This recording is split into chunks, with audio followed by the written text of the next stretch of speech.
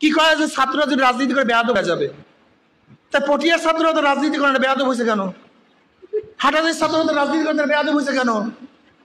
এরকম একটা মাসালা দেবো না, হাজারো মাসালা দিতে পারবো, তারা বেয়াদব হয়েছে কেন? বরং তুমি তাদেরকে সুশৃঙ্খল আদর্শ শিক্ষা না দেওয়ার কারণে যার যা মত সেইটা সে বাস্তবায়নের চেষ্টা করে। আমি কথাটা বুঝাতে পারি? হাটহাজারী এবং পটিয়ার ছাত্রদেরকে গয়রুল আদব বলেছেন শায়েখে চরমনাই। এটা নিয়ে বর্তমানে ফেসবুকে তুমুল ঝগড়া চলছে। আসলে যাদের পুরোটা মস্তিষ্ক মানে পায়খানা দিয়ে ভরা আর কি, বুঝছেন, এদের বিবেকে বা এদের মস্তিষ্কে বুঝতে আসবে না। মানে আপনি ভাবেন যে উনি কি কথা বলল আর জাতি কি নিয়ে ঝগড়া লাগাইলো। উনি বলল যে যদি রাজনীতি করার কারণে মাদ্রাসার ছাত্ররা বেয়াদব হয়, তাহলে তো হাটহাজারী মাদ্রাসার ছাত্ররা রাজনীতি করে না, তারা কেন বেয়াদব হলো? যদি মাদ্রাসার ছাত্ররা রাজনীতি করার কারণে বেয়াদব হয়, তাহলে তো পটিয়ার ছাত্ররা রাজনীতি করে না, তারা কেন বেয়াদব হইল? আপনি বলেন, এর দ্বারা কি পটিয়ার সব ছাত্র বেয়াদব? এর দ্বারা কি হাটহাজারীর সব ছাত্র বেয়াদব? অথচ শায়েখে চরমনাই নিজেই তো হাটহাজারীর ছাত্র, তারপর নিজেকে বেয়াদব বলে? আমাকে বুঝান। ওনার অনেক ওস্তাদরাও তো হাটহাজারীর ছাত্র, নিজের ওস্তাদকে কেউ কখনো নিজের ওস্তাদকে কি কেউ কখনো বেয়াদব বলে? যুক্তিতে আসে ভাই। কি বলেছে? শহীদ আহমদ শবীর রহিমাহুল্লাহর কামরাকে ভাঙচুর করেছিল, রুম ভাঙচুর করেছিল, যারা তার মৃত্যুর কারণ বা মৃত্যুর দায়ী, মূল দায়ী, তাকে লাঞ্ছিত করেছিল, অপমান করেছিল, হাটহাজারী মাদ্রাসায় বিশৃঙ্খলা সৃষ্টি করেছিল, ওই সমস্ত ছাত্রদেরকে বেয়াদব বলেছেন, ওই সমস্ত ছাত্রদেরকে গয়রুল আদব বলেছেন। সব ছাত্রকে তো গয়রুল আদব বলেননি, তাহলে তো উনি নিজেও ফেসে যান, কারণ উনি নিজেও হাটহাজারী ছাত্র।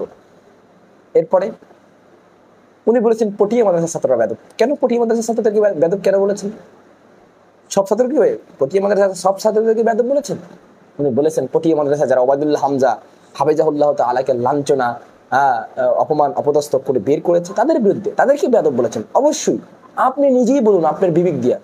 আপনি নিজে যদি ওস্তাদ হন, শিক্ষক হন, আপনার ছাত্র যদি আপনাকে টেনে হিসেবে মাদ্রাসা থেকে বের করে দেয়, ওই ছাত্রটিকে কি আপনি বেয়াদব বলবেন না? আপনি বিবেককে জিজ্ঞাসা করুন, যদি আপনার বিবেকে পুরোটা পায়খানা দিয়ে ভরা না থাকে, যদি বিবেকটা একটু খালি থাকে, বিবেকের মধ্যে যদি ভালো পজিটিভ কোনো কিছু থাকে, তাহলে বিবেককে জিজ্ঞাসা করুন, মস্তিষ্ককে জিজ্ঞাসা করুন যে আপনি যখন ওস্তাদ হবেন, তখন ছাত্ররা যখন আপনাকে বের করে দিবে টানা হেঁচড়া করে, তখন কি তাদেরকে আপনি আদববান বলেন নাকি বেয়াদব বলবেন? তাদেরকেই মূলত বেয়াদব বলেছেন। আর আপনি শুধু শায়েখে চরমনাইয়ের বিরুদ্ধে সমালোচনা করার কোনো কিছু পাচ্ছেন না, এই বিষয়টাকে টেনে এনে এখন শায়েখে চরমনাইয়ের বিরুদ্ধে আপনি সমালোচনা করে যাচ্ছেন। অথচ আপনার বিবেকে একটুও বোধ নাই যে আলোচনাটা কি করেছে বা কি বলেছে আপনি পরিপূর্ণভাবে ভালো করে শুনি। সবাইকে উনি আমভাবে সবাইকে উনি বেয়াদব বলেছেন?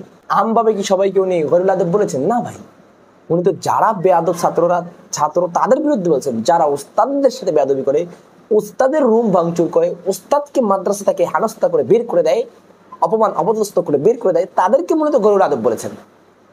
আর আমরা জাস্ট এটা বিশেষভাবে এই খাসভাবে না নিয়ে আমভাবে আমরা সবার উপর লাগিয়ে দিয়েছি।